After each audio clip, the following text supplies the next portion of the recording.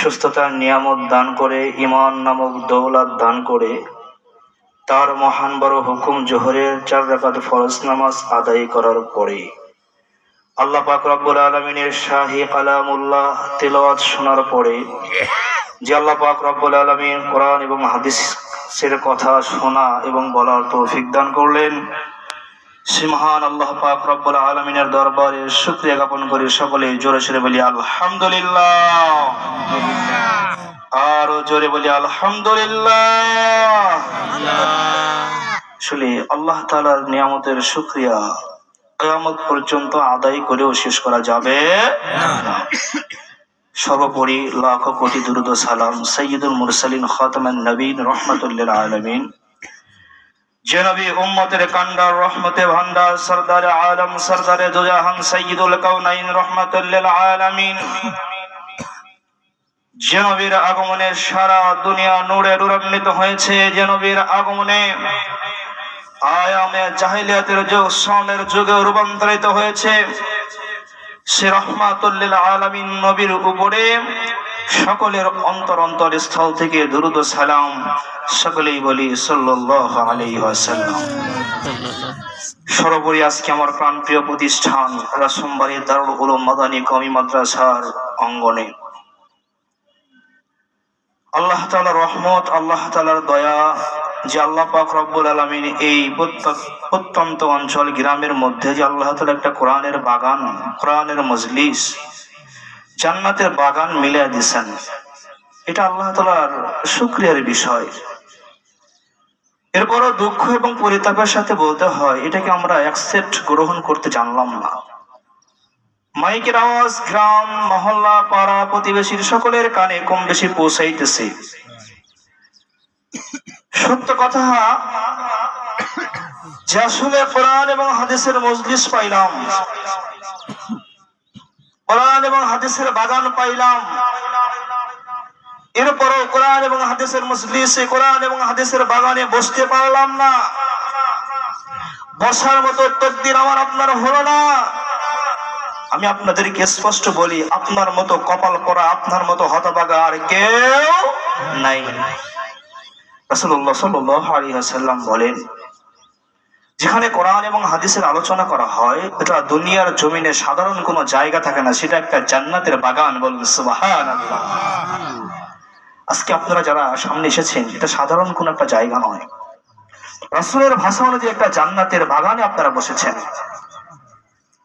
তো আলহামদুলিল্লাহ, আজকের অনুষ্ঠানের যারা আয়োজন করেছেন, মাদ্রাসার কর্তৃক আয়োজিত, যারা টাকা দিয়ে, পয়সা দিয়ে, সময় দিয়ে, মেধা দিয়ে, শ্রম দিয়ে কোরআন এবং হাদিসকে পরিবারের, সমাজে, রাষ্ট্রে মানুষের কাছে পৌঁছানোর জন্য মেহনত করতেছেন, সর্বোপরি তাদের জন্য দোয়া করি আল্লাহ তাআলা এই মেহনতগুলোকে কবুল করুন। সকলে বলেন আমিন। এর সাথেও যেন আল্লাহ পাক রব্বুল আলামিন যেন আমাকে আপনাকে কোরআন এবং হাদিসের সহিহ বুঝ দান করেন এবং এই কোরআন এবং হাদিস মেনে এই দুনিয়ার জমিনে থেকে বিদায় নেওয়ার তৌফিক দান করেন। সকলে বলেন আমিন। আমরা শুরুতে কোরআনুল কারীমের তেলাওয়াত দিয়ে শুরু করেছি। এখন কোরআনুল কারীম কি আমাকে আপনাকে জানতে হবে কিনা বলেন? জানতে হবে। আল্লাহ পাক রব্বুল আলামিন দুনিয়ার জমিনে এই কোরআনুল কারীমের সূচনা লগ্ন থেকে কোরআনুল কারীমের সূরা নাম্বার 196 সূরা আলাক, আল্লাহ পাক রব্বুল আলামিন সর্বপ্রথম এই সূরা আলাকের 5টি আয়াত আল্লাহ পাক রব্বুল আলামিন দুনিয়ার জমিনে নাযিল করেছেন। বলুন সুবহানাল্লাহ। এখন চিন্তার বিষয় হচ্ছে যে আল্লাহ পাক রব্বুল আলামিন কোরআনুল কারীম দুনিয়ার জমিনে কেন নাযিল করলেন? প্রশ্ন আছে না নাই? আছে। মুহতারাম উপস্থিত, আল্লাহ পাক রব্বুল আলামিন আমাদেরকে দুনিয়ার জমিনে পাঠাইছেন, এর মধ্যে কোনো সন্দেহ আছে? কোনো সন্দেহ নাই। কেন আল্লাহ তাআলা দুনিয়ার জমিনে পাঠাইলেন? প্রশ্ন আছে না নাই? আছে। কোরআনের কাছে জবাব করেন। আল্লাহ পাক রব্বুল আলামিন বলেন, ওয়া মা খালাকতুল জিন্না ওয়াল ইনসা ইল্লা লিয়াবুদুন। কে বলছেন? আল্লাহ পাক রব্বুল আলামিন বলছেন। কোথায় বলছেন? কোরআনুল কারীমে বলছেন। কোনো সন্দেহ আছে? নেই। সন্দেহ তো নাই এবং সন্দেহের অবকাশও নাই। যদি কোনো ব্যক্তি এই আয়াতের বা কোরআনুল কারীমের একটা আয়াতের সন্দেহ পোষণ করে বা অস্বীকার করে, সে ব্যক্তি মুমিন থাকতে পারবে? কখনো নয়। তো আল্লাহ পাক রব্বুল আলামিন বললেন, আমি জিন এবং ইনসানকে, আল্লাহ তাআলা দুইটা জাতির কথা বলছেন। কয়টা জাতি? দুইটা। একটা জিন এবং ইনসানকে আল্লাহ তাআলা সৃষ্টি করেছেন লিয়াবুদুন, একমাত্র আল্লাহর ইবাদতের জন্য। বলুন সুবহানাল্লাহ। সুবহানাল্লাহ। আপনারা দেখতেছেন এই মজলিসটা আসলে ছোট না। আল্লাহ নবী করিম সাল্লাল্লাহু আলাইহি ওয়াসাল্লাম বলেন, যেখানে কোরআন এবং হাদিসের মজলিস হয়, যদিও মানুষ অল্প হয়, এইটা আসমান ওয়ালারা যেরকম, জমিন ওয়ালারা যেরকম আসমানের চন্দ্রকে চকমক চকমক করতে দেখে, ঠিক তদ্রূপ যেখানে কোরআন এবং হাদিসের আলোচনা করা হয়, ঠিক জমিনে ওই আসমান ওয়ালারা কোরআনের এবং এই তারকার মতো চমকাতে দেখে। বলুন সুবহানাল্লাহ।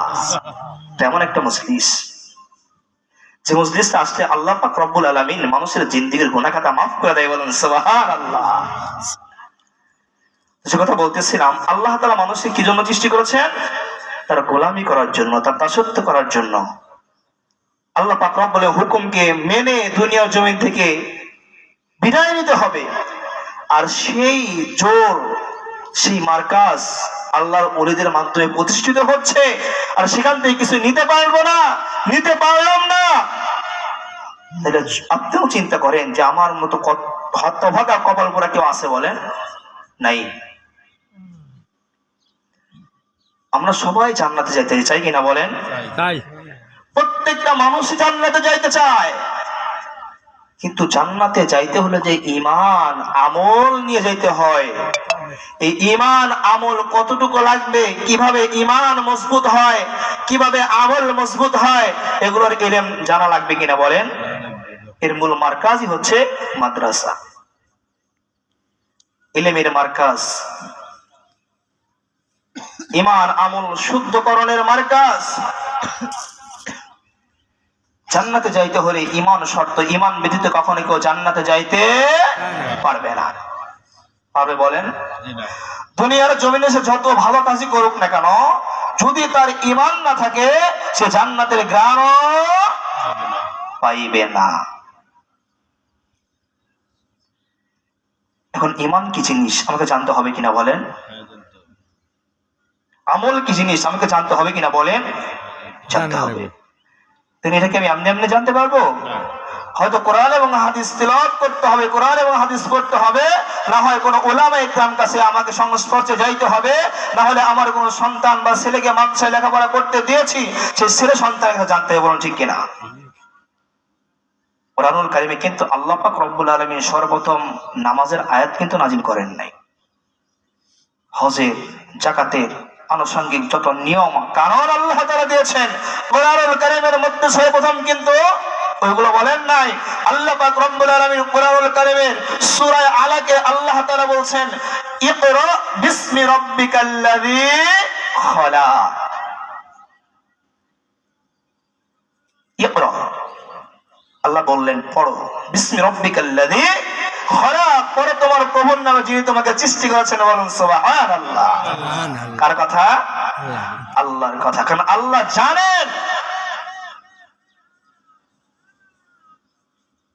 একটা জাতি, দেশ, পরিবার, রাষ্ট্র, ব্যক্তি যদি কখনো মাথা উঁচু করে দাঁড়াতে হয়, সঠিক পথে চলতে হয়, সিরাতাল মুস্তাকিমের পথে যদি যাইতে হয়, ইলম ছাড়া কখনো যাওয়া সম্ভব নয়। কিন্তু সমাজের মধ্যে আমরা কিছু মানুষ অন্ধর মতো বাস করি। একজন অন্ধ আর একজনের অন্ধর অনুসরণ করতেছে। আচ্ছা বলেন তো, অন্ধ যদি পাগাড়ের মধ্যে পড়ে, যে তার পিছনে অনুসরণ করতে, সে কোথায় যাবে? পাগাড়েই যাবে। একজন অন্ধ সুন্দর পথ হাঁটতেছে, তাকে যদি কোনো ব্যক্তি অনুসরণ করে, সে কোথায় যাবে? সে সুন্দর পথেই চলে যাবে। সিরাতাল মুস্তাকিম। আর সিরাতাল মুস্তাকিমের পথে কারা আছেন?